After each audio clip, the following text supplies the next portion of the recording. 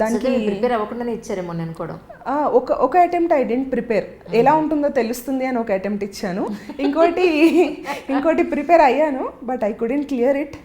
And also because of my present job యూపీఎస్సీకి we have to put our full effort, 1 year effort పెడితేనే అది clear అవుతుంది. So నాకు అప్పటి నుంచి బికాజ్ ప్రొబేషన్ పీరియడ్లో ఉంటాం కాబట్టి I can't take so much of leave also. Probation కూడా రీసెంట్గా కంప్లీట్ అయిందనమాట, ఫ్యూ మంత్స్ బ్యాక్. సో అట్లా నేను ఫుల్ ఫ్లెడ్జ్డ్ ప్రిపరేషన్ ఇచ్చి నేను రాయలేకపోయాను యూపీఎస్సీ. Okay, yeah, right. అంటే సో ఫర్దర్గా నేను ఇప్పుడు యూపీఎస్సీకి మళ్ళీ వస్తారని నేను ఎక్స్పెక్ట్ చేయొచ్చా? అంటే ఇప్పుడు ఏదైతే జాబ్ ఇందాక నేను చెప్పినట్టు అండి, మనం గవర్నమెంట్ జాబ్లో ఉన్నప్పుడు మనకి చాలా టైం దొరకదు యాక్చువల్లీ. సో ప్రజెంట్ ఏ జాబ్లో ఉన్నామో దానికి ఇంజస్టిస్ అనేది చేయకూడదు, దానికి మనం జస్టిస్ చేస్తూనే we have to do what ever it is. Next ఇంకా మనం కెరియర్ గ్రోత్లో వెళ్ళాలి అనుకుంటే ప్రజెంట్ జాబ్కి మనం ఏ రకంగా ఇంజస్టిస్ చేయకుండా we have to prepare. So same I will follow it now.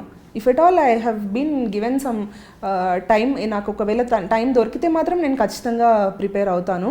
లేదు నాకు టైం దొరకట్లేదు అని అంటే I will surely accept it. ఎందుకంటే ప్రజెంట్ ఉన్న జాబ్కి అయితే I should not do any negligence to it. So I will think about it after join అయ్యి ట్రైనింగ్ అయిపోయాక తెలుస్తుంది. సరదాగా నేను మిమ్మల్ని ఒక క్వశ్చన్ అడుగుదాం అనుకుంటున్నాను.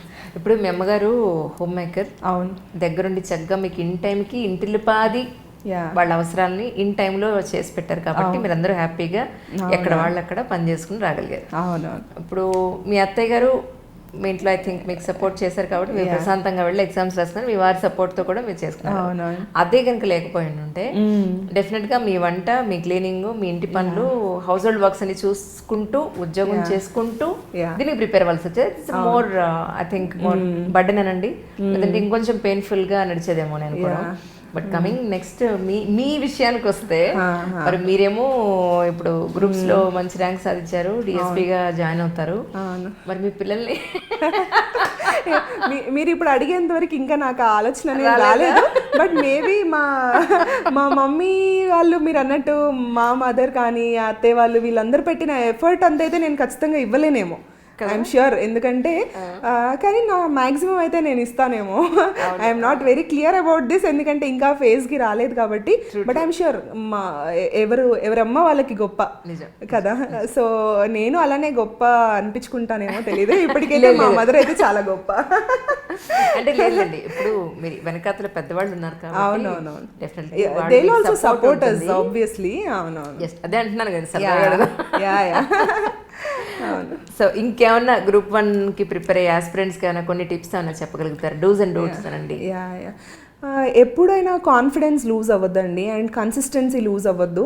మనం ఎప్పుడు చదివేది ఒక ఎగ్జామ్ కోసం చదువుతున్నాను నేను అని కాకుండా ఇది నాకు లైఫ్లో ఉపయోగపడుతుంది.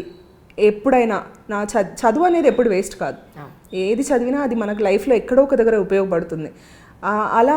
నేను అలా అనుకోకపోయి ఉంటే నేను ఏపీపీఎస్సీ క్రాక్ చేయగలిగేదాన్ని కాదు.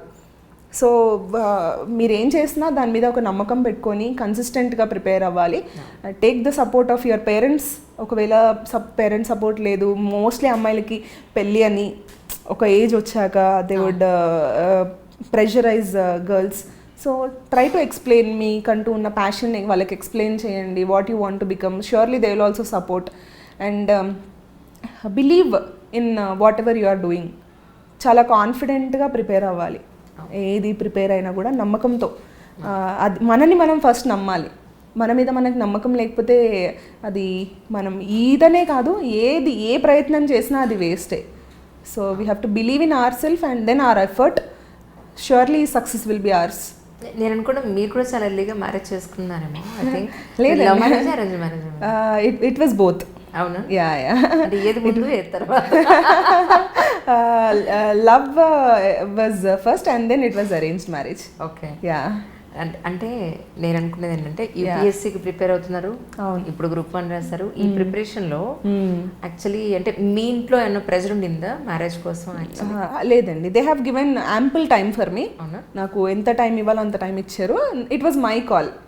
ఇంకా పెళ్ళి ఏజ్ అనేది నా టైంకి ఎగ్జాక్ట్ నేను ఏ ఏజ్లో అయితే చేసుకోవాలనుకున్నానో అదే ఏజ్లో చేసుకున్నాను.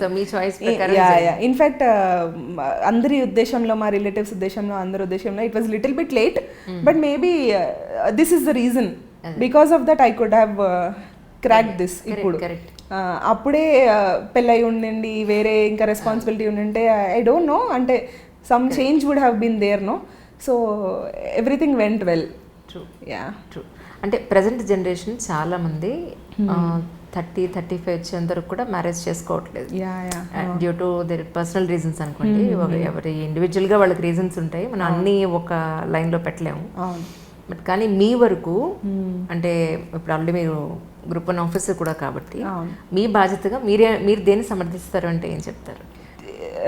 ఏజ్ ఫ్యాక్టర్ అనేది మెయిన్గా ఉమెన్కి మాత్రం like there be so many personal things. ఇప్పుడు పెళ్ళయ్యాక కిడ్స్ కావచ్చు, ఏదైనా we are seeing so many problems ఇప్పుడు సొసైటీలో, లైక్ ఫర్టిలిటీ ప్రాబ్లమ్స్ కావచ్చు, వాట్ ఎవర్ ఇట్ ఈస్.